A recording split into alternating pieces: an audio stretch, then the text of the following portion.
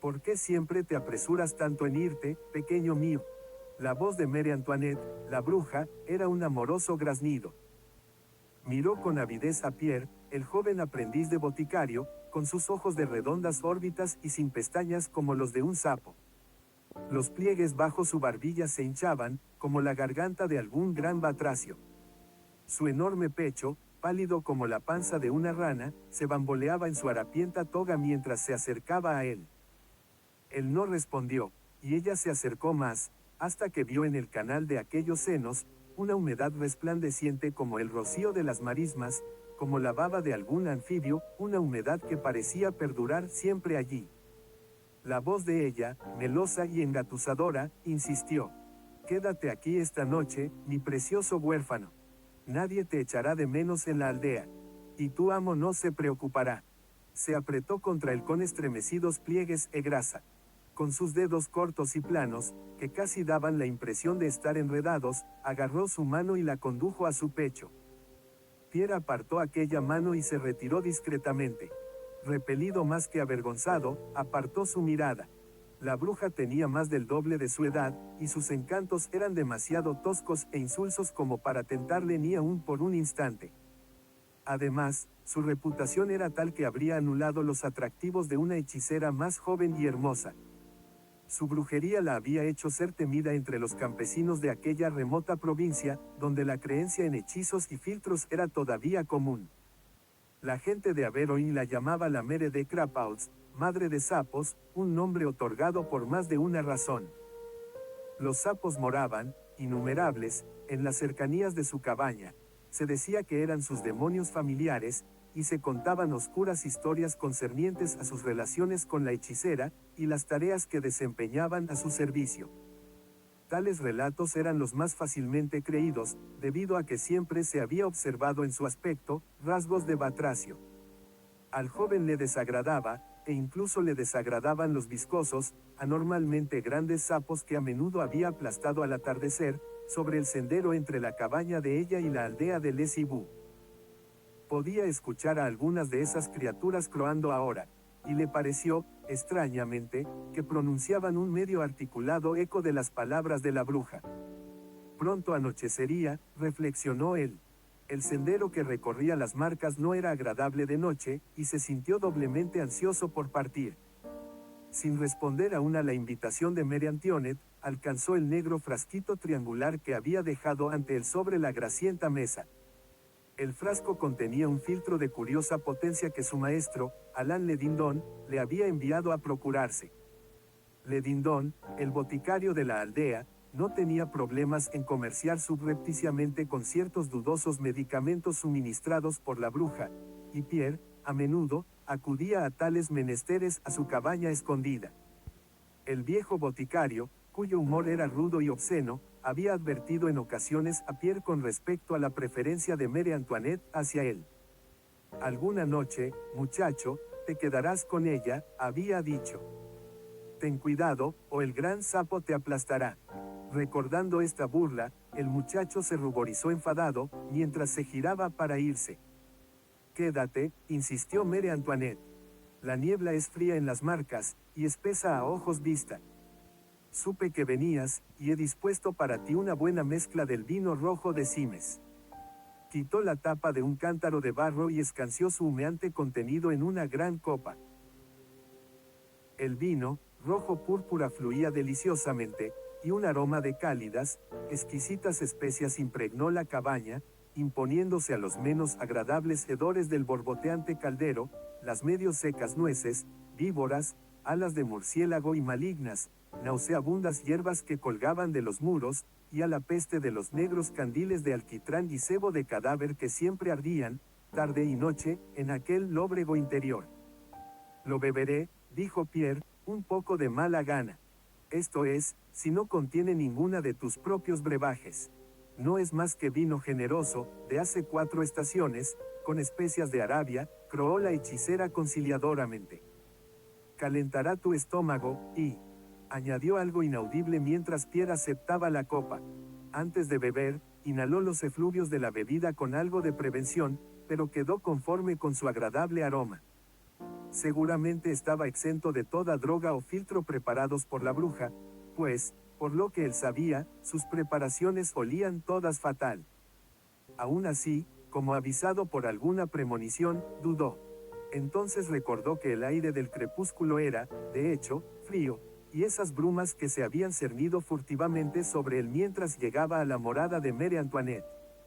El vino le daría fuerzas para el desfallecedor paseo de vuelta a Les Ivaux. Lo bebió con rapidez y apartó la copa. En verdad, es un buen vino, declaró. Pero ahora debo partir. Mientras hablaba, sentía en su estómago y en sus venas la expansiva calidez del alcohol, de las especias, y de algo más ardiente que eso. Le pareció que su propia voz era irreal y extraña, como si hablara desde un lugar muy elevado. El calor creció, envolviéndolo como una llama dorada alimentada por aceites mágicos. Su sangre, un torrente furibundo, corría más y más tumultuosamente por sus miembros. A sus oídos llegaba un suave pero profundo estruendo y la mirada se le sumió en un plácido desconcierto. De algún modo, la cabaña pareció expandirse, cambiar su luminosidad a su alrededor. Difícilmente reconocía sus escuálidos muebles, la acumulación de siniestros desperdicios iluminados por el exultante esplendor de velas negras cuyas llamas despedían un fuego vibrante que se elevaba e hinchaba en la suave oscuridad hasta cobrar dimensiones colosales. Su sangre ardía como la oscilante llama de los candiles. Se dio cuenta, por un instante, de que todo ello era producto de un encantamiento, un conjuro seductor en el vino de la bruja. El miedo le embargó y deseó huir. Entonces, cercana a él, vio a Marie Antoinette. Grande fue su maravilla ante el cambio que había sufrido. Entonces, el miedo y el asombro fueron olvidados, junto con su antigua repulsión. Comprendió por qué aquel ardor mágico iba increciendo en su interior, por qué la carne le palpitaba como las llamas de las velas. La raída falda que ella vestía, yacía ahora a sus pies, y se alzaba desnuda como Lilith, la primera bruja. Sus deformados miembros y cuerpos se habían tornado voluptuosos, los carnosos labios eran la promesa de besos cuya pasión jamás conseguirían emular otros labios. Los huecos de sus cortos y gruesos brazos, la concavidad de sus voluminosos y caídos senos, las marcadas arrugas del rostro, los deformes bultos sebosos de caderas y piernas, eran un borroso recuerdo sustituido por unas formas rebosantes de lujuriosa seducción. ¿Te gusto ahora, mi pequeño?, preguntó. Cuando ella lo atrajo hacia su pecho para estrecharlo fuertemente no se apartó, sino que fue a su encuentro con las manos ardientes de pasión. Los miembros de la mujer estaban fríos y húmedos, sus pechos cedieron como los hierbajos sobre el lecho de una ciénaga. Su cuerpo era pálido y carecía de vello, sin embargo, en algunas zonas destacaba una peculiar irregularidad, como la piel de un sapo, cosa que, en lugar de extinguirle el deseo, se lo exacerbó aún más.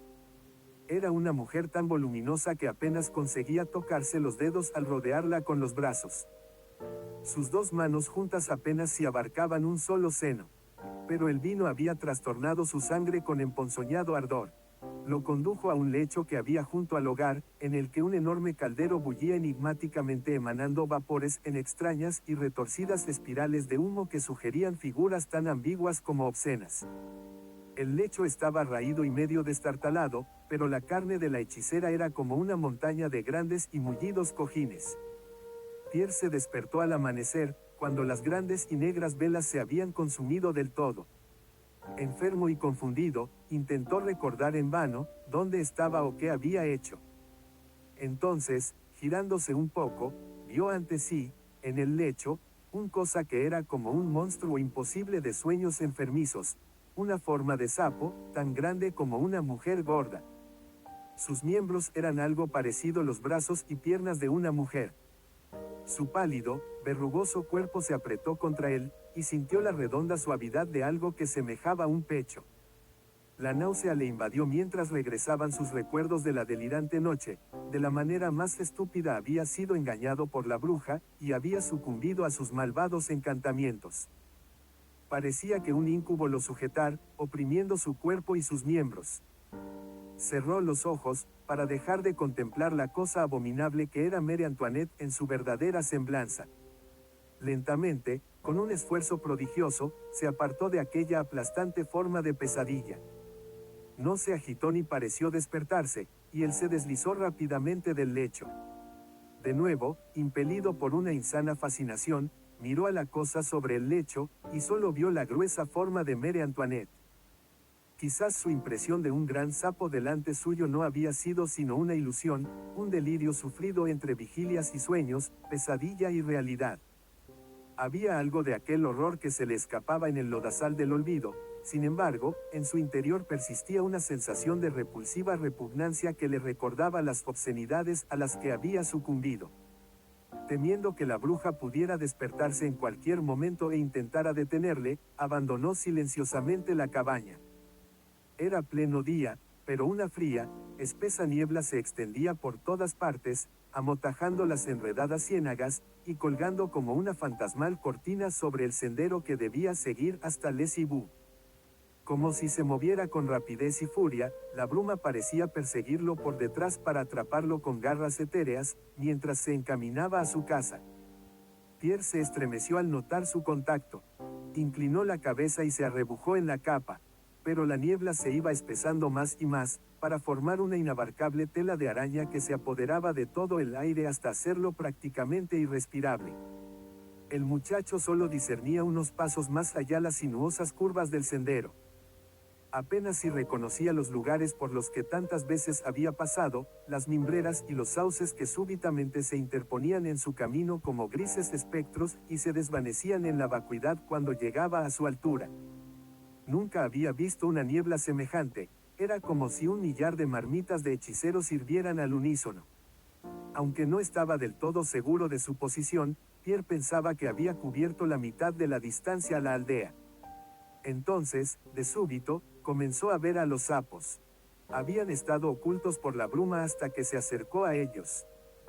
Deformes, inusualmente grandes e hinchados, en cuclillas en medio del camino o saltando despreocupadamente delante de él en las frondosas tinieblas o en ambas lindes del sendero. Varios de ellos se golpearon contra sus pies. Sin pretenderlo, pisoteó uno y resbaló a causa de la pulpa informe en que había devenido. Estuvo a punto de caer junto a uno de los bordes del pantano. Presintió que las aguas tenebrosas lo esperaban anhelantes, pero finalmente recuperó el equilibrio y las pudo evitar.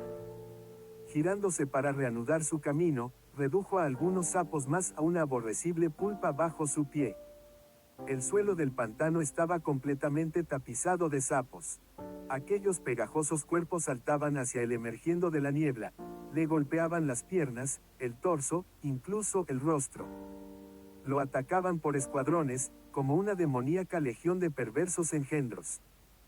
Parecía que hubiera un maligno, un malvado propósito en sus movimientos, en el golpear de sus violentos impactos. Le impedían avanzar, fue dando bandazos a diestro y siniestro, resbalando continuamente, mientras se protegía la cara con las manos. Sentía una consternación espantosa, un horror asfixiante. Era como si la pesadilla de su despertar en la cabaña de la bruja hubiera, de alguna manera, vuelto a él. Los sapos llegaban siempre desde la dirección de Les Ibou, como empujándole de nuevo hacia la morada de Marie Antoinette.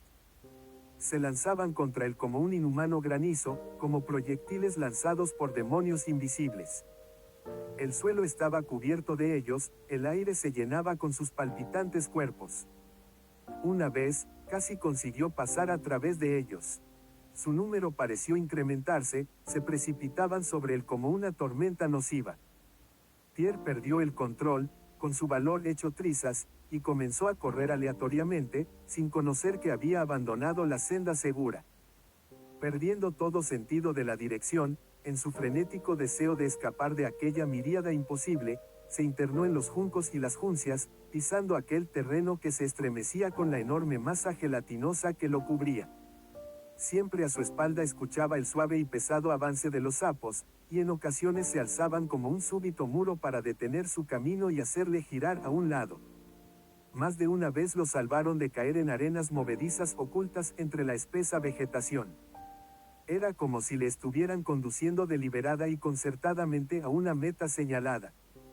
Ahora, como al descorrer una densa cortina, la niebla se esfumó, y Pierre vio ante sí en un dorado destello de sol matutino, las verdes y altas mimbreras que rodeaban la cabaña de Marie Antoinette.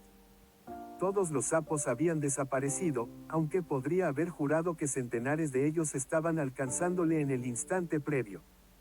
Con un sentimiento de indefenso terror y pánico, supo que estaba de nuevo en las garras de la bruja, que los sapos era, de hecho, sus familiares, como tanta gente pensaba que eran.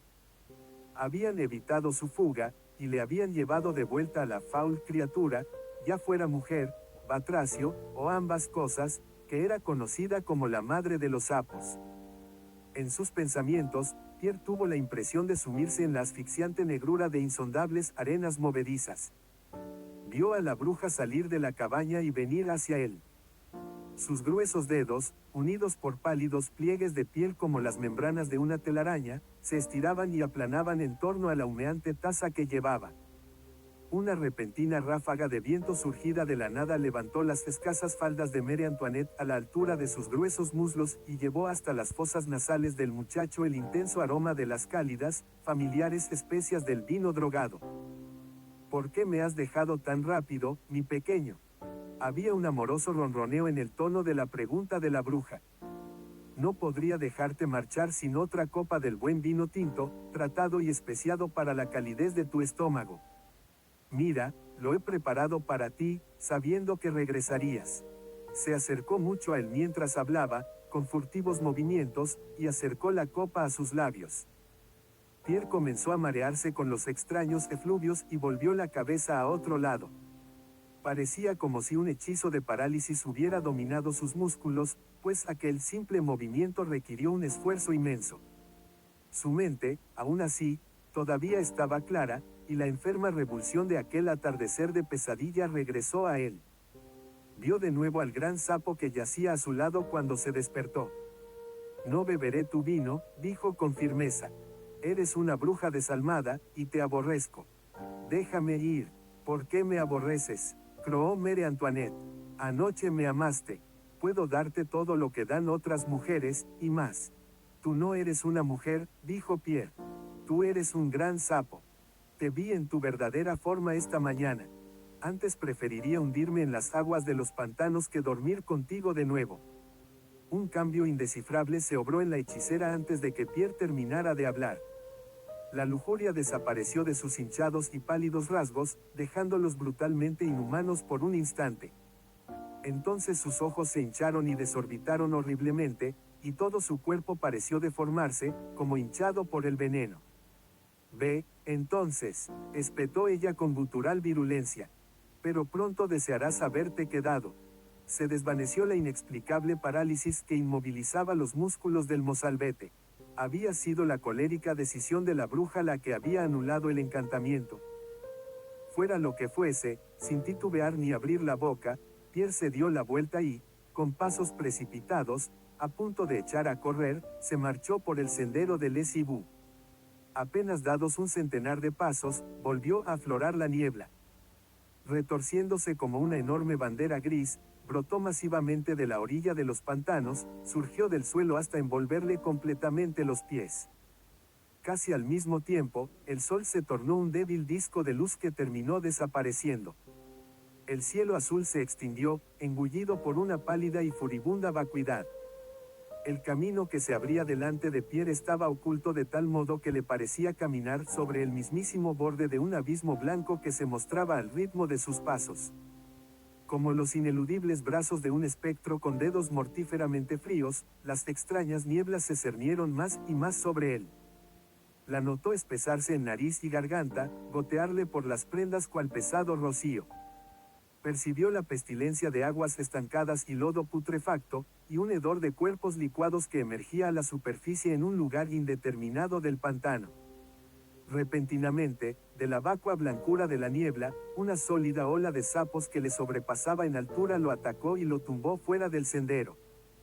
Cayó forcejando en las aguas pudibundas, que ahora bullían a causa de la riada de batracios. Con el rostro lleno de barro, intentó levantarse. Ahora bien, allí el agua en realidad solo le llegaba a las rodillas. Y cuando consiguió levantarse, el fondo, resbaladizo por el cieno, lo sostuvo perfectamente. Pese a la niebla, pudo ver el margen del sendero. Obstaculizado por la muchedumbre de batracios, intentó volver a él. Paso a paso, movimiento a movimiento, a medida que se aproximaba al camino un creciente terror atenazó sus pensamientos. Los sapos saltaban y daban volteretas en el aire de tal suerte que lo mareaban. Alrededor de pies y tobillos formaron un viscoso remolino y horrendas oleadas de ataque contra sus castigadas rodillas. Y no obstante, a base de muy lentos y denodados pasos, casi logró alcanzar el mismo borde del camino. Pero entonces, una segunda tromba de sapos arremetió contra él y, sin poderlo evitar, cayó de nuevo en el agua. Aplastado por el número y el ímpetu de los enemigos, asfixiado por las náuseas del barro que se estaba tragando, solo pudo presentar una débil e infructuosa resistencia. Por un momento, antes de que todo deviniera un completo olvido, sus dedos palparon los contornos de una forma monstruosa que en cierto modo remitía a un sapo, pero grande y pesado como una mujer gruesa. En el postrer instante, le dio la sensación de que dos colosales pechos le aplastaban el rostro.